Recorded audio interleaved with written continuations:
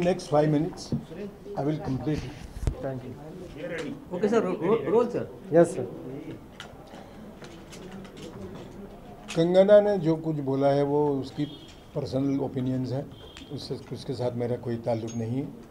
उसने जो बोला, जिसके बारे में मुझे पूछा गया, वो वक्त भी ठीक नहीं था, स्थान भी ठीक नहीं था, फिर भी पत्रकारों ने मुझे पूछा, उस पर मैंने जवाब दिया कि what ever she has said is correct, क्योंकि उसके खुद के कुछ कारण होंगे ऐसा कहने में, वैसे मेरे भी कारण है।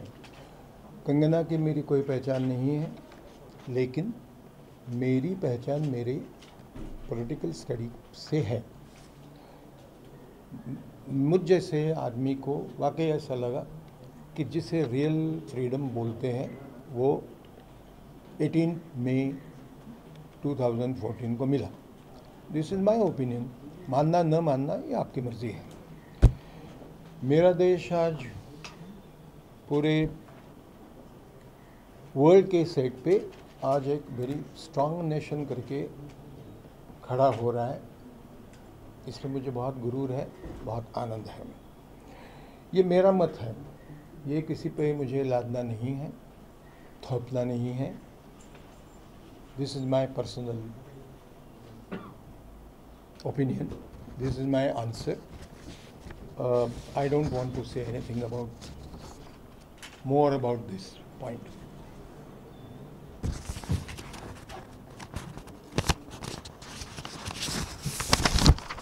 Point number 2, Aryan Shahrukh. गलत जगह पे गलत सवाल, इररिलेवेंट सवाल मुझे पूछे जाते हैं, मैं बहुत गुस्सा होता हूँ। फिर भी पूछा गया तो मैंने कहा, मेरा पहला जवाब ये था कि नो कमेंट्स। लेकिन नो कमेंट्स के बाद भी पत्रकार जब और कुछ अंदर आना चाहते थे, उनको मैंने तभी रोका और मैंने कहा कि आगे आप जो बोलने वाले, मुझे मालूम है, this is not because of insecurity. Nobody can harm me in Bollywood, nobody, ये मैंने बोला है, कोई भी। खैर, इसका मैंने जवाब दिया है। मेरी दृष्टि में मेरा ऐसा मानना है कि आर्यन खान, शाहरुख खान, विक्रम गोखले और कोई हो, इनसे सबसे बहुत बड़ा नायक जो है वो 2-4 दिन आगे पीछे हम लोगों की रक्षा करने वाला 21 साल का जो एक लड़का अलगतावादी जो है, दहशतवादी जो है, उसकी गोली से मारा गया, वो मेरा नायक है।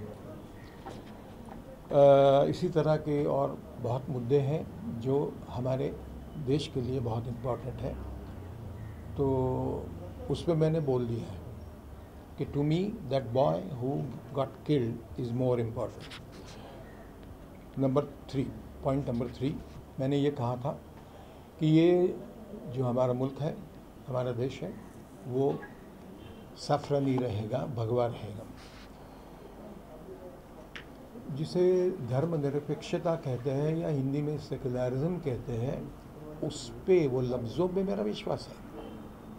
लेकिन पिछले कई दशकों से हमारा मुल्क जिस सेकुलरिज्म को, धर्मनिरपेक्षता को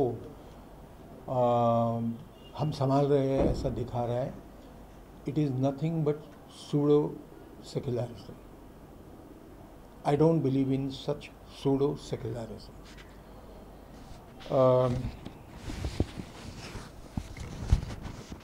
point 3 is over, point 4 is over, point 3 is over. BJP and Shiv Sena, they should come together. This is my very honest will, because both these, मैं बीच में अंग्रेज़ी बोलूँ तो चलेगा? हिंदी में ठीक है, ठीक। शिवसेना और भाजपा फिर से एक बार उन्होंने एक होना चाहिए, ऐसा मुझे बहुत ऑनेस्टली लगता है, क्योंकि 25 साल बड़ा भाई छोटा भाई ये रिश्ता होने के बाद अचानक कुछ हो गया। एक्चुअली ये लोग एक ही एजेंडा लेके कुछ काम कर रहे थे जो हमारे मुल्क के लिए बहुत ज़रूरी था, ज़रूरी है। तो ऐसे लोगों ने समविचारी जो है, ऐसे पॉलिटिकल पार्टीज़ में इकट्ठा होना बहुत ज़रूरी है for the nation, for the nation.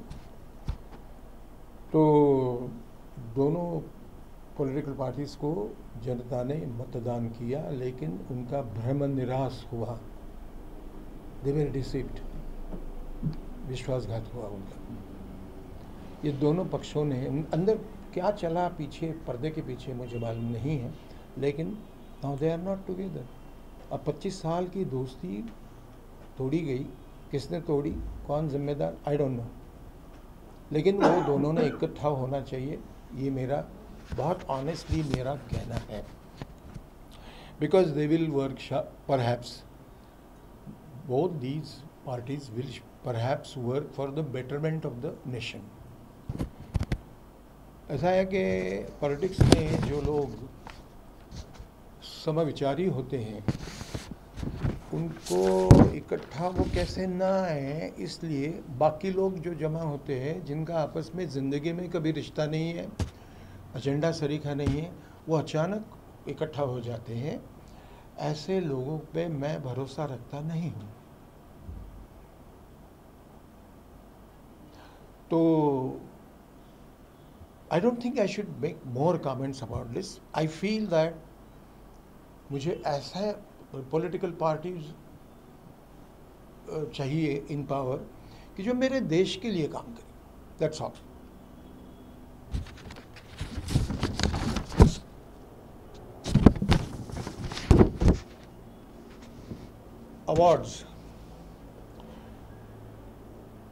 Awards लेके फिर अवार्ड वापसी वगैरह ये नाटक करने वाला मैं नहीं हूँ। ज़िंदगी के कम से कम 20 साल मैंने बिताए हैं अवार्ड्स पहले से ही रिफ्यूज़ करने में।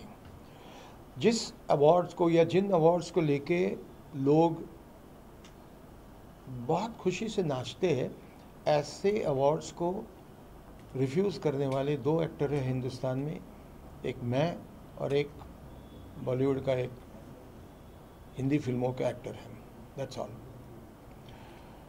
तो मेरी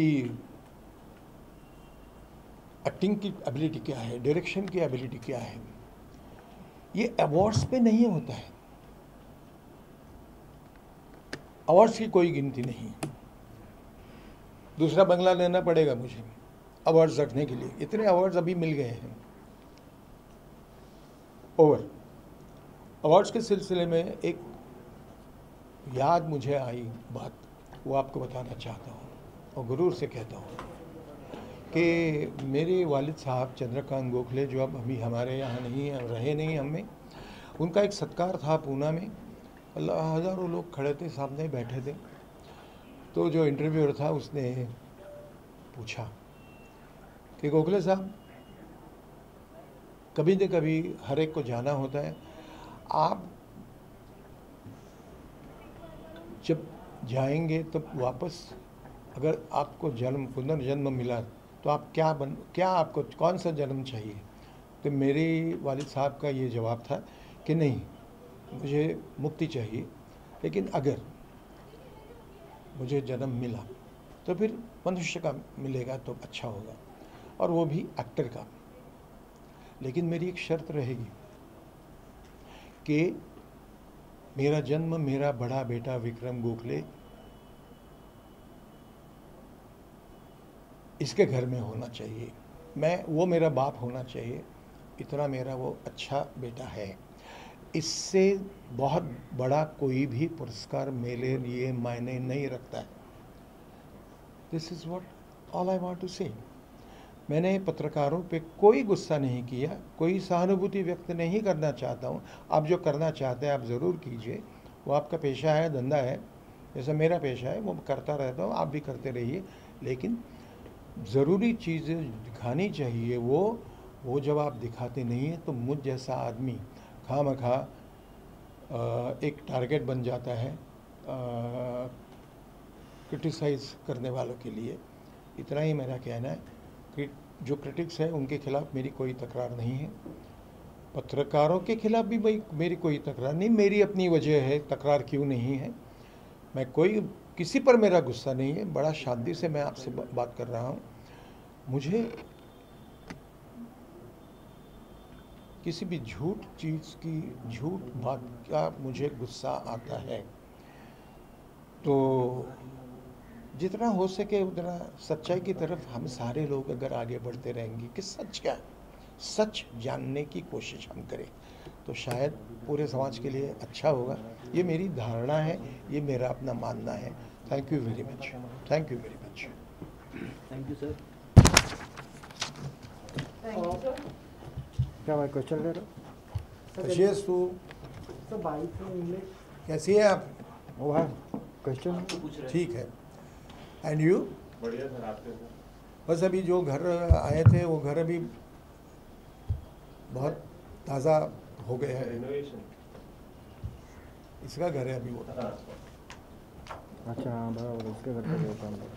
भाई हीर उसको Sir, can we get some English bites? CNN News 18.